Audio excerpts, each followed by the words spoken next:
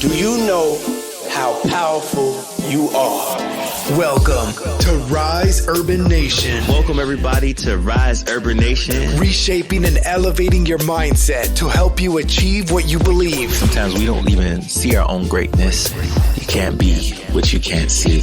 And connecting Black cultures to build a community of talent and success. Black people need to realize that they are assets. You are an asset. When we rise, you rise. Come together as a group. This is Rise Urban Nation with Terrell Simmons. Thank you for tuning in to another episode of Rapreneurs. This guest DBs is a special cat. He's out here just informing people, bringing back love, also awareness for different health issues for the Black community. And this episode, I was deeply drawn to some work that he's doing for a young lady who needed some health aids or just assistance. And so I'm hoping that with this episode, we can kind of get her the help and support she needs. I'll also try to put it on the Instagram page as well, that we can get the support that she needs. She's having a heart condition. If I remember correctly, it was also some liver issues. So definitely check out the episode. DB Marshall, what can I say about him? Loves Pursuit. He wrote international best-selling author, The Journey to Wellness. And we have a good conversation about that. Let's just jump into it, man. I started this Rapreneur podcast in the midst of COVID. In my community work, I did a lot of workforce development programs. So I would go out there and I speak to the youth and, tell them they could be anything they want to be and all that good stuff. And I used to create these great jobs and internships on government money and grant money. And I realized our youth have a lot of limited beliefs. Let me rephrase that, because even adults got limited beliefs on what we could do, what we could be, and all that stuff. And I was like, I need to change this narrative, because there's some great opportunities in that. I met some great entrepreneurs and great people, just community activists and so forth. And I didn't know Black people were in some of these spaces. I was like, man, we don't see enough of us doing great things. So I wanted to change that narrative so that when these opportunities are presented, they can see themselves as an opportunity, because it becomes normal, right? I don't have to be like, oh, there's only one of you, and that's all they could be. Nah, there's another brother down the hall. Mm-hmm. He in the same office, and although there's a few, we still here. Yeah. And we need more. And where are you at? I'm in San Diego, California. I'm in the space of D&I in the community and my day job. And in this diversity inclusion work that I do, I always try to create spaces of belonging and community. So it's been a fun and interesting journey, but I always love hearing about other people's journeys. So let's start the interview off like this. For people who don't know you, who is DB Marshall? And you can take that as deep or as generic as you want. I'll leave it to you. Tell the people, who are you? Yeah, it's real simple, man. It's real simple. I am a universal servant, period. Okay. Yeah. And basically, you might say, well, that's a big term. What is that?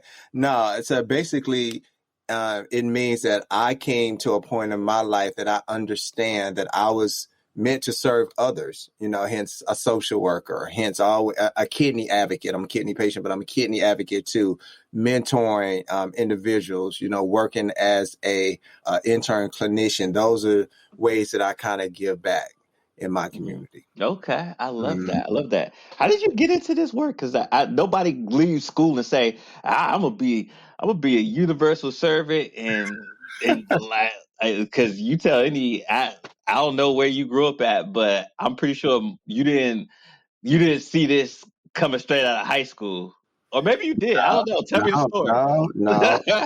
No. So I like to tell people, I grew up poor, not poor, because there's a difference between poor and poor.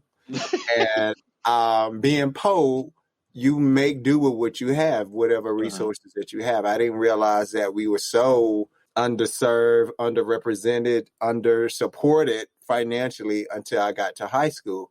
But with that said, my mom taught us some very, very important key lessons. One is don't fight your brothers and sisters. You always Okay. love them because they're going to be the ones that's going to support you through thick and thin. Two, love everybody. I don't care the color of their skin, their gender, their sexuality. You treat everybody the same, and you remember the same people that's your boss. It's no different than you. They put their pens on one leg at a time, just like you do. And so those are some takeaways. And so we were always in a community. We delivered telephone books. You're on the West, so in the South we have Southern Bell, which is not Bell South, which is now AT&T. But we would do things in the community. And that helped me understand what serving was. I can remember my mom taking us around winos. Crack was real big growing up. So we see the people on drugs, and we would talk with them and give them different things. And my mom used to always just pretty much say, she was a valedictorian. He was really smart. Don't think just because you're intelligent that you can't end up in the same situation and predicament as they are. So she took us around those individuals that most people wouldn't take their kids around. Yeah. Yeah. And man, that's very unique. I've never heard of somebody doing that concept. How do you think that changed you into being the servant leader that you are from having that early exposure? It gave me an opportunity just to really just see people for who they are. I think in this world, oftentimes we present representatives. And so it's a beautiful thing and I like to say, when you can be butt booty naked. It's a beautiful thing when you can be butt booty naked. Baby, what does that mean? That means when you walk into your house, oftentimes we remove the mask, we remove our clothes, because even clothes are a form of mask that we don't even understand, right? And so we dress up every day to perform, to put on a hat for somebody to accept us in a particular subgroup or a particular group. But in your home, man, it all goes down in the home. The ugly, the good, the bad, and the indifference. So tell me, I haven't got a chance to read the book yet. #1 international best-selling author, Love Pursuit, Journey to Wellness. I feel like the country needs this book because we need a path to wellness. We need some healing. Tell me about this book. How did it come to be? How did you write it? Like, tell me the journey to this book, and then we'll talk about the journey to wellness. The journey to the book was, I want to say, bittersweet. So, people always would say, hey, you have a story. Oh, have you ever thought about writing a book? And my ex was a self-published author at the particular time when I was hearing this stuff. And I was like, reading and writing, they are not my friend. I don't like reading and writing. Period. Hence, I'm in the process of writing a dissertation. But I was always a math and science guy. Give me math, give me science, give me health. And health is attached to science. I'm good. That was my lane. Right. And so when I started writing, I was like, I'm not going to do this thing by myself. So I got with a buddy and we was like, yeah, we should write. We should do a collaborative, book. And I was like, cool, I'm on it. So he did poems, right? And so I did more of the writing part. And we did everything, got everything ready to sign our contract with the publishing company. And at the third hour, he was like, I don't want to move forward. And I'm like, what are you talking about, bro? I don't like the direction in which which we are taking the book, and I don't think I don't want to move forward. This is not where my heart is. And I was like, oh, okay. My voice got real high. Okay. And so I'm one of those individuals. I tend not to sweat the small stuff. I learned that by reading the book, Don't Sweat the Small Stuff. Long time ago, picked it up in the airport. I recommend everybody to read it. And so I was like, all right, so okay. What I'm going to do. I can't publish a half a book. And I didn't tell people writing this book. So what I'm going to do. So I got online and I started Googling small business owners. I sent emails to about 37 people. And out of the 37 that I sent emails to, 6 committed to joining me on this journey. And I said to them, all I want you to do is tell your story. I will pay for the book. I'll pay for the marketing. I'll pay for everything. All I want is you tell your story and you get a see increase in your sales, because I want everything that I'm going to do to expand and to expose your business. And that was it. And that's how it came about. And the beautiful thing about it, they always drama free. I didn't have no drama. They did what I asked of them. They were on time. They made it happen. And bro, when you do collaborative partner, like teamwork and collaborative project, that just don't happen like that. So at that point, I knew it was divine order. That was divine order, man. All right, so what's the secret to Journey to Wellness?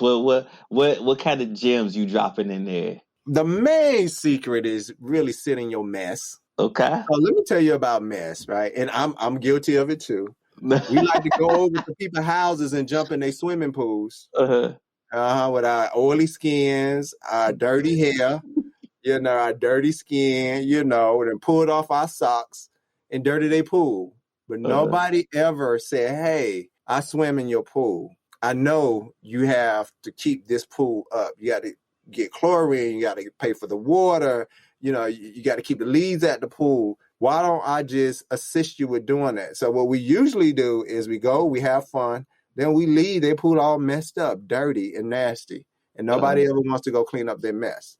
So I tell people, just sit in your mess. You sit in your mess, it will bring some self-awareness, bring clarity to some of the stuff that you're dealing with. Yeah. I love that. And then the verse to that is once you sit in it, you understand it. Then you could turn your mess into a message. Yes. Oh, I like that. But you're absolutely right. You understand some of your idiosyncrasies and some of your cray-crays. And if you don't even change it, unless you can do is almost sympathize with other people when you see it in them. They'll be like, oh, yeah.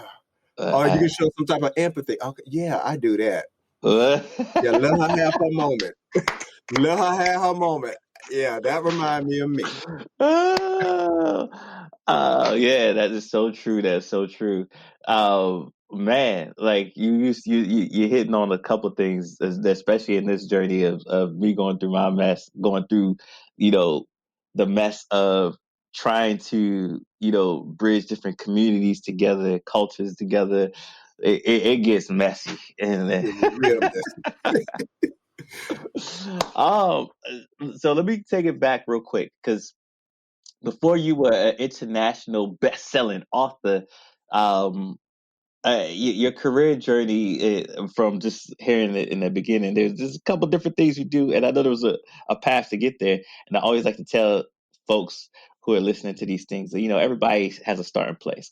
You see, the problem is people want to skip the mess. They want to skip A0, go straight to Z. It's like, oh, I see such and such. There's no such thing as an overnight success.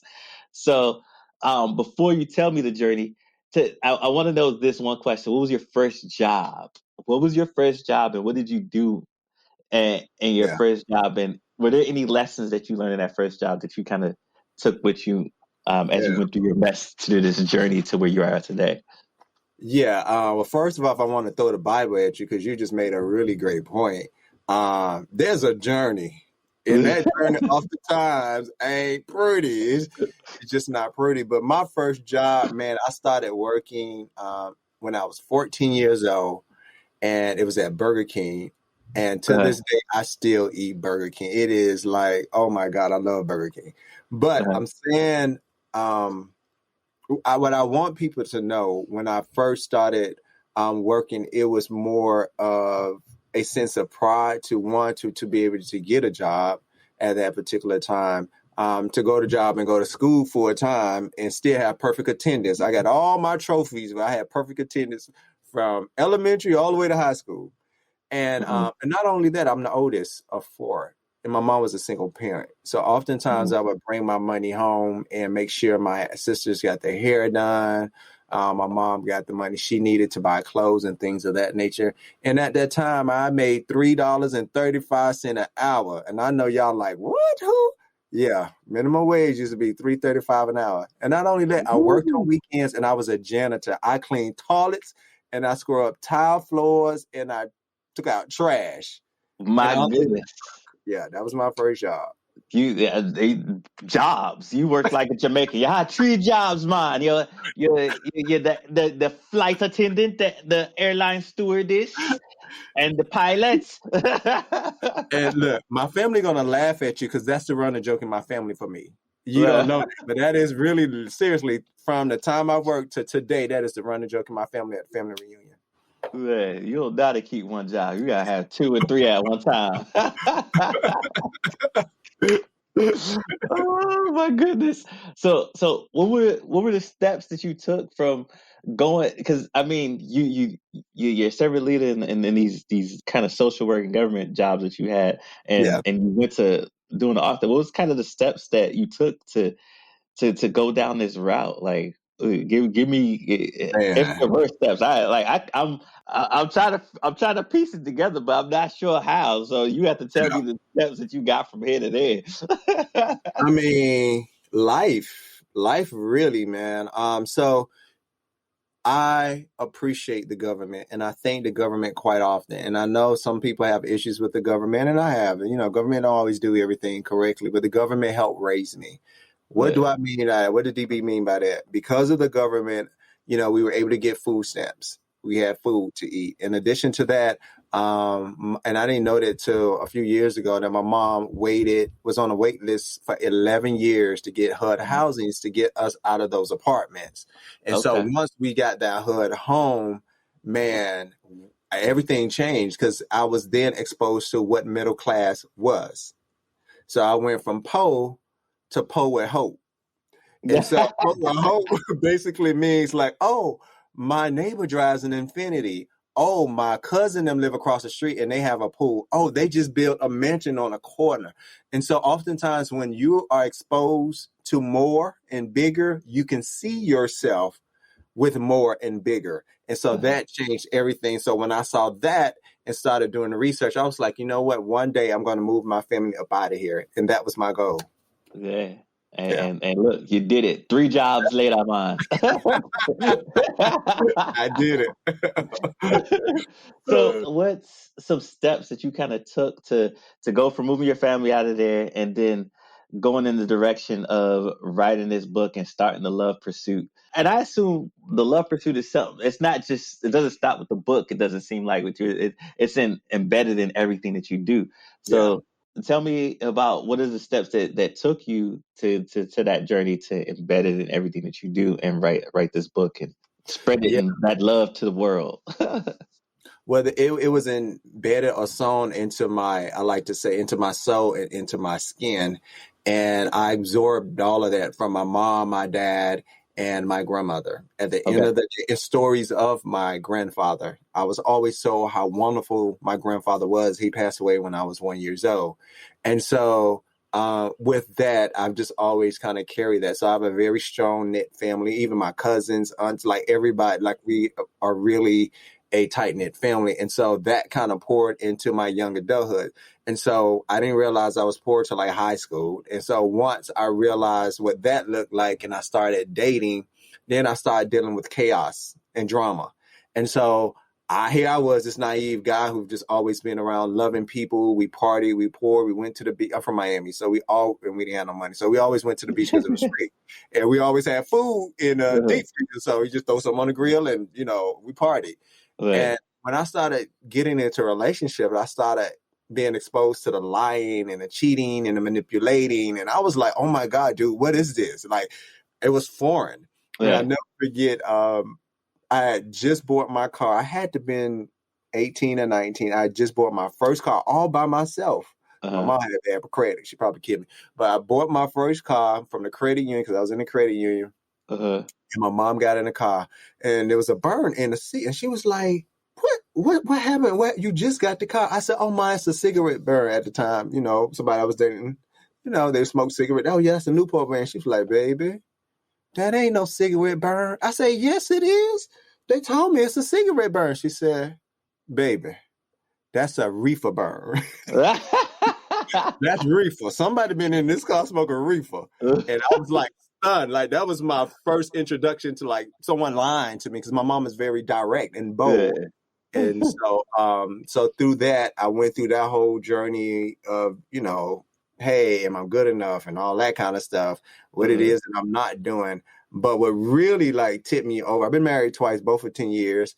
And the last one, the divorce, really, really, really broke my heart. And so that put me in a depressive state of mind. Like they say it's a thin line between love and hate, huh? And God forbid you cross that line. I just wanted, I want to know how your mom know the difference between a cigarette burn and a reefer burn. Like that. Look, I'm like, how do you know the difference? I don't even how would you even begin? Like, she should be a scientist. Look, and I didn't even know what it was. I didn't even know what I knew what sex was, but I didn't know the ins and outs. I knew about sex from like school, from health class. I think it was 10th or 11th grade. And she the one that kind of came up to me. She was like, now, if you're going to do this, I need you to wear these. I have never seen the condom before. And like, so I'm saying all of this, that my mom is one of those individuals. She's always been straightforward, very blunt, but street smart. So where I was more in my books. So when she would communicate with me, I was just like, what are you talking about? Like, I don't even know what that is. So yeah, she introduced me to more than I probably would have found. Yeah, than I would have ever introduced myself to. Man, it sounds like being around your family was lessons upon lessons, life lessons, Oh yeah, and education you just books cannot buy. yeah. With that being Experience alone. Yeah, with that being said, what would you say is one great lesson that life has taught you? Life has taught me just to really accept people and meet them where they are. Okay. And I try to motivate and encourage people, especially in relationships, allow them to be exactly who they are, because you at that point you can decide if you like it, if you don't. So when I meet people that want to date me, I just say, just be you. I say, what do you like in a person? Just be you. You know, did this make you happy? Just be you. And I think we've all been so much socially conditioned to bring or put our best foot forward, and we're not being who God intended us to be or who we need to be for that individual. That can be your person, but just because you got all this mass and all these airs going on, they can't really get to know the depths of your heart or your soul. Oh, the mask that we wear. It reminds me of that comedy skit when people, I forget who does the comedy. Like when you first meet somebody you dating, you not meeting them, you meeting the representative of them.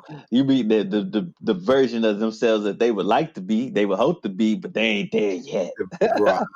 And that's very true. It's for whatever reason. I think technology and television and all of that, and not just today's television, I'm talking way back when we was looking at the Brady Bunch and the Partridge Family and all that good stuff. They were telling us to be something who we were not. Like life was this pretty perfect, pristine place where you sat down and you just really talked about everything.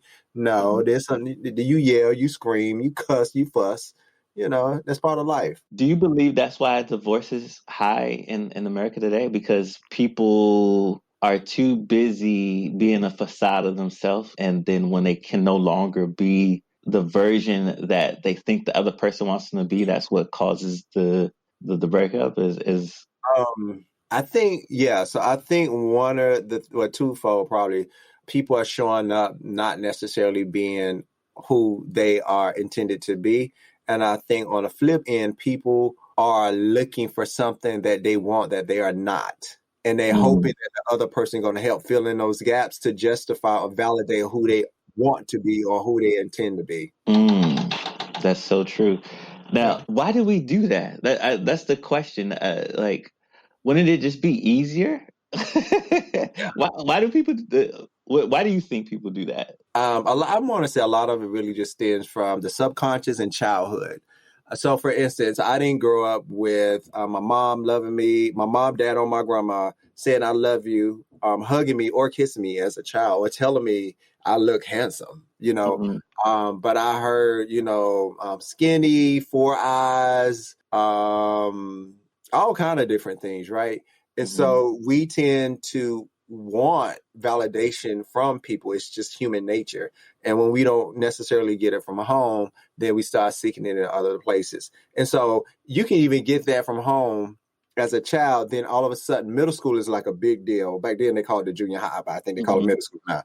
That is a big deal. Then we start really trying to identify who we are, right? We're trying to break away from mom and dad. Oh, no, ma, don't kiss me. Don't hug me no more. Then we start getting in these cliques. And so everybody want to be in the, you know, the well-known clique. And so when you're rejected from that, then again, we start internalizing. So those lessons, if you don't have a strong foundation, those things will take you over the top. And then it arose or snowballs into your adulthood. And now I didn't marry you. and you ain't deal with your issues from middle school because JJ or Ray Ray decided he didn't want to date you, and now you dealing with that with me Yeah. because that has been resolved. Man, you saying all the right things. You going deep with it. So Mhm. basically, it's just relearning to love yourself will help you be the better version of self. Yeah, but so here's the thing. And I think we use this term loving ourselves so loosely, and I Mm-hmm. kind of talk about it in the book, right? It's like we can celebrate when we hit the lottery or get a car or buy a house, but when things are rough or uncomfortable, we don't tend to celebrate. But those are the things that's going to actually stretch you to help you understand who you are and help you connect to whatever divine connection that you need to be connected to. Because here's the thing: the body, the soul, and the spirit, they all operate together. So it's like this circle that keeps going around and around. And if you're not connected to the spirit, then you're not going to get the messages that you need to actually manifest what it is that you want in your life. And so until you connect all those three, you're going to be left out to just really struggle. And then when we bring the mind, the emotion, and the behavior, again, we back on those three triads. We are triad beings, and we have to understand that we are connected and we continue this cycle. So your cycle could be victorious or it can be vicious. You choose. That's so true. Yeah. And that's why I always tell people, mind your energy. Be careful of the energy that you consume, because if you're in this negative mindset and always around this negative energy, then the results are going to ultimately be negative, right? Yeah. It's almost like even when you overcome certain things, this is my own personal opinion. Like I feel like it's like barnacles on a ship. Like you're never done with the work. Like as soon as you think you're over something and you've dealt with that issue, it could come back and still creep up on you if you're not being very aware and doing that self work, that self love, self care on a consistent basis. It could Yeah. creep back up and hit you. Mhm. At least that's how it's been in my case. I'm not sure if you experience the same thing or if you have a different point of view on that. Yeah, I don't experience those anymore, but I used to. And they call it triggers, right? Okay. There's a difference between, how can I say? Well, I say this. I tell people to don't sweep things under the rugs, to actually sit down and process everything. So when you process, just like your word processes your computer, things happen in phases. You just don't flip on a light switch and the computer comes on without the processor booting everything up. So think Mm, about your issues or anything, your trauma, anything that you're trying to overcome as a process. There's phases. And if you skip one phase, I promise you something in life going to trigger you and it's going to kick you back where you're supposed to be until you rectify or bring some resolve to phase one or phase two. It's almost like grief. Grief has 5 stages and you can bounce around to all of them. However, but if you really go through each phase in its entirety, then there's a good chance that you're going to handle it in a healthy manner and you're going to lay a solid foundation. So when that thing come back again, you're going to be better prepared to deal with it. yeah. I feel in the pursuit of, reaching, I mean, the ideal is to reach that state of love, right? Sometimes I feel like it's harder, easier said than done because, maybe the environment you're in, that you live or you grow up in, and you didn't get the tools that you need to process each stage. Mm-hmm. That's why I feel like social emotional literacy is very important at a young age. If you don't get that, it's hard for you to go through all those processes or even know that you need to go through all those processes. Yeah, you're absolutely right. So here's the thing. You're not going to go through, or anyone is going to go through all of the process the way you're supposed to according to human behavior. As a social worker, I can sit here and tell you all of the different stages and all the theories when it comes to human behavior. But life does not afford anyone the opportunity that each phase is going to be met. So I get very perturbed when I hear men or women say, you're a grown woman, you're a grown man, you shouldn't be behaving like this, you're 40 years old. I don't like that. And the reason I don't like that, because depending on your upbringing, your environment, your influences, there are going to be areas that you're going to be well developed in, and there are going to be areas you're going to be undeveloped. So Right. I was very undeveloped in expressing my emotions because I was raised with a very tomboyish mom, very direct. She, shoot from the hip. We didn't do the whole loving and patting. Oh, baby, come let mama kiss that boo boo. No, you get up off that floor. You get back on that bike and you try it again. Yeah. So when I got into a relationship in my marriage, I was like, all right, that's cool. So what you gonna do with it? What you gonna do next? I didn't take the opportunity to empathize and say, oh, baby, I'm sorry that happened to you. How did that make you feel? Are you okay? I ain't do none of that. So you have to understand that person was raised with all of that nurturing stuff, hugging and kissing. And so I didn't have the tools to really offer that. But I had a solution, which I'm solution focused. But sometimes you have to not necessarily worry about the solution and pacify or nurture. Let me not say pacify, nurture. You say pacify. You about to have some women calling me up like that DB. He talk about pacify. Let me tell him. Like, yeah, but operating in that mindset, it was pacifying. But now I understand that there's time when people are just an emotional being, and you have to allow them to dwell in those emotions. in your opinion, does there need to be a yin and a yang? Do you need to, for a healthy, loving relationship, can you have somebody that, like, say if you have somebody that's opposite of you that's, oh, I need the lovey-dovey and process, could that person balance you out, or do you need somebody that has similarities to you for it to be a nice, I hate to say easy, because nothing is easy when it comes to relationships and marriage and all that stuff, but a more fluid, I guess. What would be the better pairing? Yeah, so I truly believe that any relationship can work if you want it to work, period.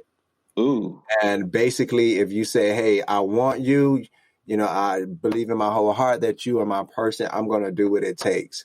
And you give and you take. However, that does come with some challenges. I've dated someone, a matter of fact, a minister, a pastor, and we were both very assertive people. and I let it be known, because when I introduce myself to people, I let them know this is what I do. Not to say I can't change, but I give them the idea what they're dealing with and what they're working with. Yeah. And so we were butt heads, and it would get very heated. Then it got to the point where it was way too much for me, and it was only way too much for me because I was also working on my doctorate degree. Now, if I had those extra projects on, I probably would have had a little bit more patience. But look, I only gonna give you a couple of minutes, hours of my day that you're gonna piss me off, and that's just gonna be it. And so, I think everybody can work, but you have to know what you need. And so, what I'm learning in life, people don't know what they need. Like, I give you a whole blueprint, a whole manual when you date me. I'm like, all right, these are my triggers. This is what I like. This is what I don't. Please, whatever you do, please don't do this. Please don't do this. But a lot of people don't do that because they don't know who they are. One thing I talk about in the book, know what your name means. Yeah. I meet so many people, they don't know the meaning of their name. They're like, oh, well, you can't expect someone to know you and treat you like the queen or king that you are if you can't even tell them what's the meaning of your name. Because every time they call your name, they should be able, that meaning should resonate with them. Okay, but explain to me what you mean by know what your name means. So you have some people, man, have Swahili names. And say, oh, my name means, I don't know, patience, or my name means this. Now, my first name is Damian, and so I had to really just come up with the main, my name meaning. But for the most part, I'm a very optimistic, long-suffering, caring, loving person. And so when people meet me and they ask me, I tell them that's the meaning of my name and that's who I am. Right. So just really know who you are, and you can attach who you are to the meaning of your name. You can come up with your own definition. You don't need to Google it for them to give it to you. You can create your own definition, but be ready to know who you are when you present yourself to someone. Yeah, so I had to get clarity on that because I was like, wait, I know because my stepdad is Nigerian, and I know in African culture all names mean something, but I don't know about African American culture if all names mean something. So that's why I was like, I need to clarify. But I'm glad you said you can create your own meaning. How does one begin to start the process of creating their own meaning? What would they have to start to look within? So I would just look at your attributes, and oftentimes people validate you. So just listen to what people say about you, and a lot of times that's what you embody. You can also just go ahead and kind of like Google your zodiac sign and see what resonates with you. You can do different activities, self-awareness activities. There's some therapeutic things like the Myers Bridge and all of that you can do. And the goal is to just understand who you are, understand your personality. So when it is asked of you and you have to present yourself, you can say, yeah, this is me. This is what I like. This is what I don't like, and just come up with that definition. Okay, I love that. Like, man, how did you learn all this stuff? Did you learn this through social work, or you was reading books, or you was finding your meaning? Like, how did you come across? You like a encyclopedia full of knowledge. So I do love to learn. As I think I said it, I'm actually in the process of writing my dissertation. But let me tell you how this came about. I was dating I met the pastor on a cruise. Okay. And we were walking. We were on deck 7. I say all this in the book. We were on deck 7, and I was asked, "Well, what is my name?" And I was like, "Well, my name is Damien, but people don't pronounce it right. They say Damien, Damon, but they don't say Damien." And the response was, make sure people know exactly what your name is. There's power in words. There's power in your name. Just like they said, there's power in the name of Jesus. There's power in your name. And so once you start correcting and people say your name, they're sending energy out into the universe, and that energy comes back. And I was like, oh, dope. Okay, fast forward. One day I came home from church, met somebody in church, and they randomly sent me this text message because we started hanging out, but randomly sent me this text message. I Googled your name. Do you know what your name means? I'm like, you're sitting around Googling me? What kind of mess is that? I think it's creepy if you ask me. But all of a sudden they said, just highlight your name means this, your name means that. And I was like, this is not a coincidence. I just got this whole lesson about make sure people say your name right. Now, this guy's from church, like, this is the meaning of your name. And before you knew it, I start really doing the research and understanding who is Damien and what Damien stand for. Not to mention, a long time ago, I read a book from Star Jones. If you don't stand for something, you'll fall for anything. Mm-hmm. And so that resonated with me as I was understanding who Damien was via my name. Okay. All right. So where does the DB come from? Because So I work for government. And I'm probably not gonna see this. So I didn't want them finding me. And so I was like, what can I come up with so they don't Google me or whatever? So I did DB Marshall. And the reason why at the time I was in a high level executive leadership position, and I was working in a Republican area. And I was the only Black leader in this area. And so I was like, you know what? They ain't gonna be able to find me. And that was one of the most detrimental things I could have done to myself, because what it did was, number one, it put me in a box because my whole family was of love and they've always embraced all of my idiosyncrasies. And for the first time, I was hiding from someone that I wanted, or a group of people that I wanted to accept me, and they didn't even birth me. And I started experiencing a lot of stress and different depressive symptoms that even led to racism. I even had a guy literally spit in my face and cuss me out. Wow. That I had to refrain from punching in the face. Oh, man. It was that deep. So from that lesson, I've learned that if the woman that birthed me could love me and raise me the way that she did, screw anybody else who don't want to embrace or love me or accept me. And at that point, it was because of the color of my skin. And I decided, because of that position, I let that position put me in a box because I wanted not just the position, but I wanted the money that went along with it, but it came at a cost. So I tell everybody, make sure you are aware of your decisions. Money will put you in places, and positions will put you in places, will lead you down a rabbit hole of the unknown that it won't be healthy. So be mindful of that. Yeah. I often tell folks, I have a signature that I say when I do certain speeches. I tell people to do what you love what you do. Don't chase the money, let the money chase you. Yeah. And what I mean by that is when you start walking in your purpose, doing the things you love, trust me, the money will show up. And it's worked several times in my career where I just did what I needed to do in the pursuit of purpose and happiness and the things that I love. And then that's when I got offers like, hey, sir, how much would it cost you to come speak? I was like, wait, y'all pay to speak? Y'all pay for people to come speak? I don't know. I gave him a number. It's like, oh, that's it. I was like, you would have paid more? Let me add another zero. Had I known people would have paid me to come rub my mouth, I'd have did this a lot sooner. Yeah. Yeah. So somebody I know is going to listen to this, get inspired, want to turn their message into a message, write a book like you. What's some advice that you would give someone who would like to write a book or start a career in the same industry that you're in? So give me some advice. What advice would you give to that person? I would say to ask themselves, what's next? What's Period. next? What's next? All right. I want to write a book. What's next? I want the book to have this particular design. What's next?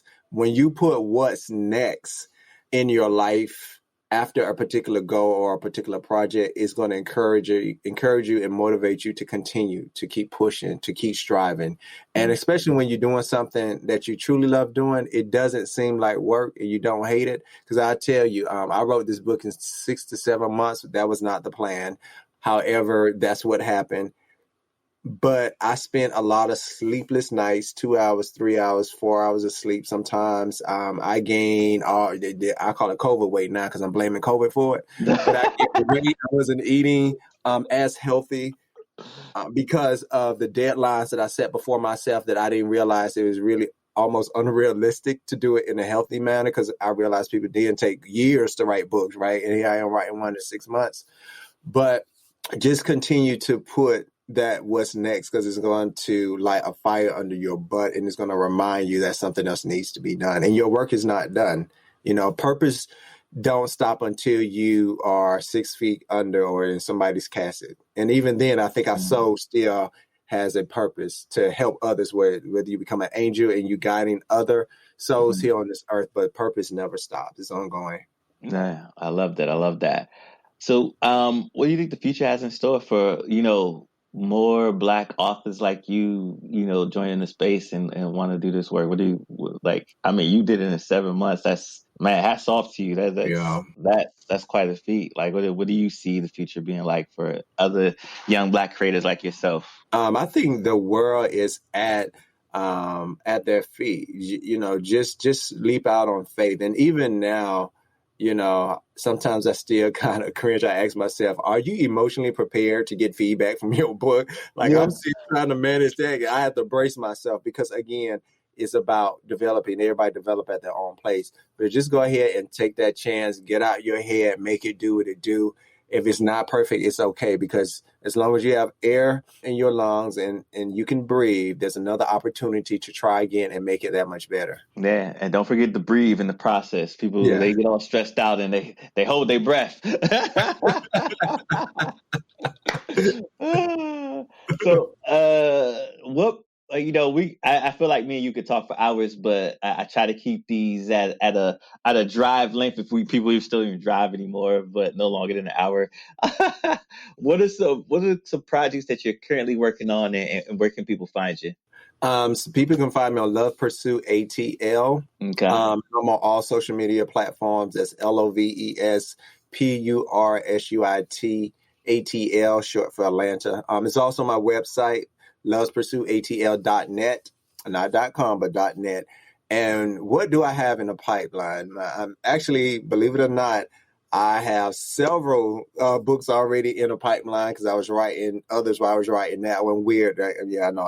Yeah. That's me going at 3 jobs again. I can't just write one book.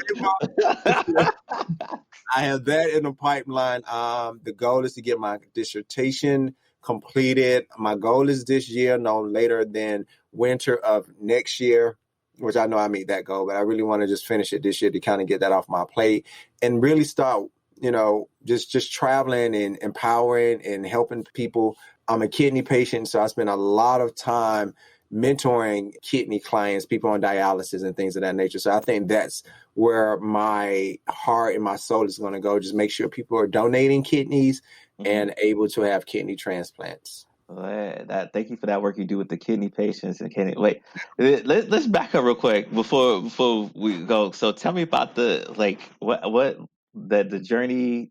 Did you get kidney surgery? Like, what was? I can't have you just drop that and people Yeah. people gonna be like, wait, what's this kidney thing? Well, I'm a health nut, always been pretty much of a health nut, and I'm a gym rat. Always pretty much been a gym rat, and I was on my way to the gym. I just entered my doctoral program at Virginia Commonwealth University in Richmond, and I was walking to the gym, and all of a sudden I passed out, and I fell out on the concrete ground. I was more embarrassed than anything. Eventually, I got up, and what do a black man do when he get up? He goes to the gym, of course. He don't go to the doctor. And so eventually I went to the doctor, and the kidney disease was overlooked by 3 different doctors, emergency room doctors. Wow. So when I learned that the ER doctors are meant to stabilize, they didn't even catch it. So eventually I went to another doctor's because I was having some confusion and I couldn't do certain things. Things started changing. And so when I went and got some more lab work done from another doctor, they said, hey, let's check this out. They did a kidney biopsy and said, hey, you got FSGS, is a rare type of kidney disease. And a lot of the FSGS are found in African Americans too. So I just joined this African American community. These 2 brothers are getting ready to do a huge kidney campaign that I'm going to be a part of. But in addition to that, I was mad for a long time because I was healthy. I was like, I don't drink, I don't smoke. I go to the gym 3-5 days a week, sometimes twice a day. At the time, I had a nutrition and I had 2 trainers. Wow. When this happened. And it's like I did everything that I was supposed to do. God, why me? Like I was just peed. And so anyway, I kept my silence for about 7 years. I did tell my family, but outside I didn't tell anyone. And eventually I came out and said, let me just share my story because maybe I can help someone. Because most people don't find out they have kidney disease until they are in stage 5. And I found out in stage 3. And so I avoided dialysis. And so I'm just maintaining now. So that's my kidney journey. It was rough. And my goal is just to make sure I assist other Black African Americans because it's hitting the Black population like crazy. If you look around, if you see a fried chicken, Kentucky Fried Chicken, Church's, a liquor store, and a kitchen place, more than likely you're going to see a dialysis unit on that same corner. And we're not aware of that. So that's my goal, is to bring awareness to these individuals. And right now I'm in the process of looking for a donor for Miss Thelma. So if anybody, open to helping this African-American, she's not young, but I'm gonna say young lady, with donating her a kidney. She have heart issues. And because she had heart issues, she has to have a live donor. So I'm in search of finding her a live donor. I have a huge campaign going on for her right now. Yeah, we'll put that in the notes section when we drop this episode. Definitely give me the information on that because this brought some awareness to me. As I started to get older, I just got to really take care of that health part, and that's something that we as a Black community we gotta just do better on. What's the process? So let's say I want to get my kidney checked out, or I want to make sure that everything's right. What's the process? What are the next steps? What do I do? Good question. So doctors don't necessarily always check your renal panel to see if you have kidney disease or anything associated with it. What they usually do, they like to do a screening. So when you go in for your annual physical, they look at your diabetes and look at your hypertension, and they ask you a few questions. And then those questions resonate that there's a possibility that you have kidney disease, and they would kind of do what they call a renal panel. I tell everybody, you go in there and you tell your doctor to do renal panel anyway. Because if you don't tell them, they ain't going to do it. And basically the renal panel is going to give you, for the most part, what your creatinine level is and some additional stuff. I just tell people always go get first of all, go to the doctor, because Black folks ain't known for going to the doctor. The doctors. You ain't never lie. Every year, especially men.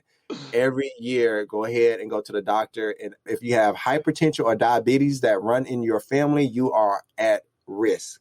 So more than likely, he probably either skip you or just in your blood. But you need to just make sure you just follow up on those two things, because those are the two things that cause kidney disease. However, that wasn't my story. Mine was more so of a genetic thing. But most people can manage that kidney disease or prevent it if they either change their diet, manage their hypertension, or manage their diabetes. Okay. All right. So you heard it. You heard it from DB. So make sure what's it called? A renal what? Renal panel. Mm-hmm. So renal is for kidneys. RENAL panel. Renal panel. So make sure you ask your doctor. Insurance is going to take care of this. If you have insurance, it'll take care of it. I just want to make sure, because they're going to come back to like, you out here telling people, is this something I got to pay for, baby, or this coming out my insurance? It should. And let the doctors know that you really want to know that status, and let them know certain things run in your family, and you give them the stats. They know the stats. Yeah. Black folks, around here dying from kidney disease. So, yeah. There, see, they don't even let us know that. See, that's why we gotta look out for each other. So, if you can send me some things about that too, I'm gonna put that in the notes for the folks, so they can get educated on this particular health issue of kidney disease, so we can start to look ahead to how do we, best take care of ourselves, get the proper testing, so this could be one less thing that we don't have to die from if we can manage it and get ahead of it, right? Yeah, that's the goal. There's so many other things killing us. We don't need to add this one to it. And believe it or not, kidney disease is within the top 10. Like, it's, people think, and you hear about cancer and all of that, and I'm not, I'm trying to minimize that, but kidney disease take out more people than cancer. What? I did not know that. Most people don't know. I ain't gonna get into the politics of that. But yeah, kidney disease usually go back and forth between 7 and 10, but is usually within the top 10 reasons why people die. Gotcha. All right, well, DB, we've come to our time. Any last words for the people before we sign off? Look, be encouraged, be yourself. You are more than enough. Beyonce become Beyonce, but not being herself. Uniqueness pays a lot of money. Be authentically, unapologetic, respectfully you. Love that. Just be yourself. Do you in the most respectful way possible, of course. Yeah. I really enjoyed my interview with you today. This has been another episode of Raspreneurs. I'm gonna put all the information we've just talked about in the show notes. I'm gonna have DB send it to me. So don't worry about it if you're driving and you didn't get it. I'm gonna put it in the show notes. You don't worry, you're gonna be taken care of. Thank you for listening to another episode of Rise Urban Nation. Thank you for taking the journey. Be sure to like, comment, and smash that subscribe button. And stay connected with Terrell on and off the show. Follow at Rise Urban Nation on all platforms. Do what you love what you do. Don't chase the money. Let the money chase you.